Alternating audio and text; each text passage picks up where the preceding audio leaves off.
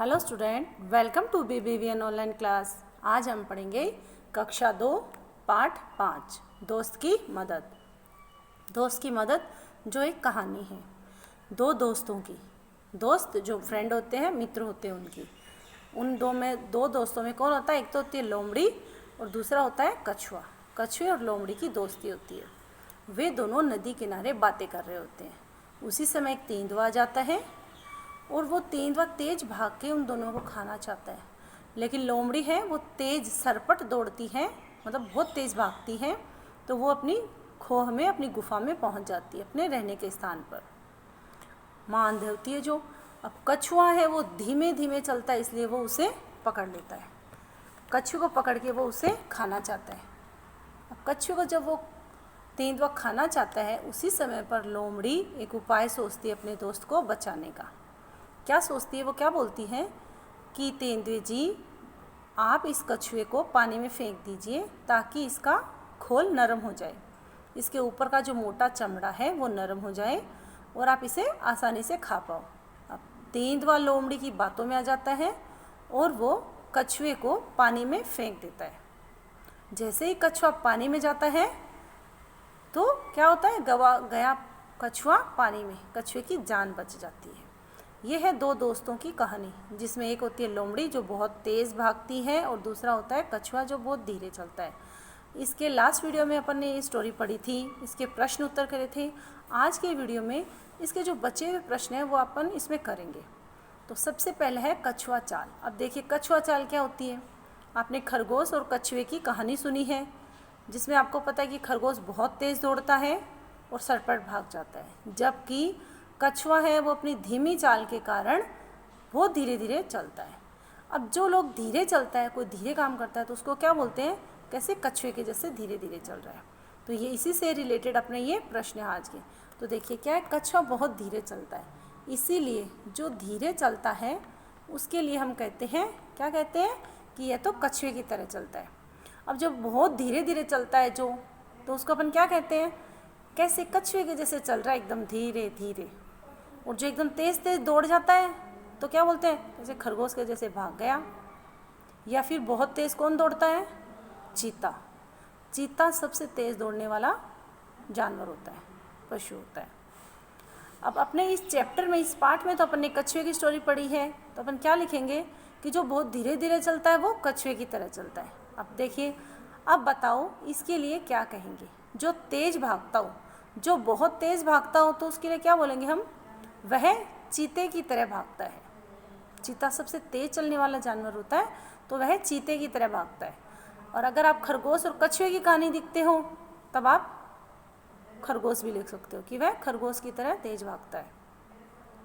फिर है अपना दूसरा, जो बहुत अच्छा तैराक हो। तैराक का मतलब जो बहुत अच्छा तैराकी करता हो, पानी में तैरता हो, स्विमिंग जिसे बोलते हो आप। तो जो बहुत अच्छा तैराक हो, जो बहुत अच्छा तेज़, मतलब पानी में तैराक, जो पानी में दौड़ता है, पानी में तैरता है, तो उसके लिए क्या कहेंगे हम? यह मछली की तरह तैरता है। अब देखिए मछली है वो पानी में कैसे तैरती है? तो जो बहुत अच्छा तैराक होता है, जो पानी में बहुत जल्दी जल्दी चलता है, तो उसके लिए हम क्या कहेंगे? यह मछली की तरह तैरता है। तो पहले में आप ऊपर वाले में चीता कर सकते हो, या फिर खरगोश। अगर आपको ऐसे लगता है कहानी खरगोश और कछुए की करते हो, तो वैसे चीता ही सबसे तेज़ दौड़ने वाला होता है जानवर। दूसरे में आता है मछली की तरह, यह तो मछली की तरह तैरता है, तो दूसरे में आप मछली करोगे। अब आगे के प्रश्न देखते हैं इसके। अब आगे देखिए आप, क्या है हमारा? देखिए किसकी चाल। अब बताइए किसकी चाल कैसे होती है? देखिए आप दो दो करने इसके, आपको दो दो इसके लिखने आपको। बताओ ऐसे कौन चलता है? सबसे पहले आप बताइए किसकी चाल में बताओ ऐसे कौन चलता है। अब आपको बताना है ये कि फुदक फुदक कर। एक नंबर पे अपना फुदक फुदक कर। तो फुदक फुदक कर कौन चलता है? क्या लिखेंगे हम? मेंढक। मेंढक एकदम से फुदक फुदक कर चलता है।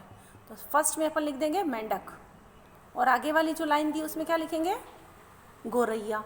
गौरैया जो चिड़िया होती है वो भी ऐसे फुदक फुदक कर चलती है। और इसके अलावा अगर आप कोई दूसरा लिखना चाहते हो अपनी पसंद से, तो वो भी लिख सकते हो। मैंने बताया मेंढक और गौरैया, गौरैया चिड़िया भी फुदक फुदक कर चलती है।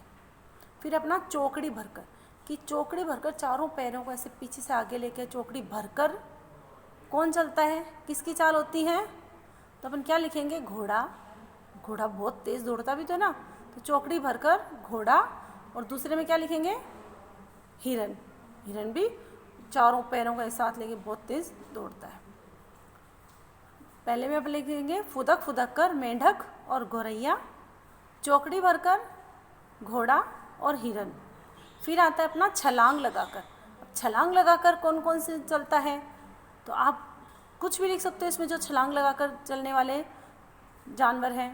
तो एक में तो अपन लिखें बिल्ली। बिल्ली वैसे छलांग लगा के करती है ना, कहीं से भी कूद जाती है, चढ़ जाती है। और दूसरा बंदर। बंदर भी छलांग लगाकर चलता है, कहीं से भी छलांग लगा देता है वो। तीसरे में आप लिखेंगे बंदर और बिल्ली। उसके बाद है अपना रेंग रेंग कर। अब रेंग रेंग कर कौन कौन चलता है? अब रेंग कर चलने वाले वैसे तो बहुत सारे जानवर होते हैं जो रेंग कर चलते हैं। वो एक सांप रेंग कर चलता है, छिपकली भी रेंग कर चलती है, उसके अलावा जोंक है वो भी रेंग कर चलता है।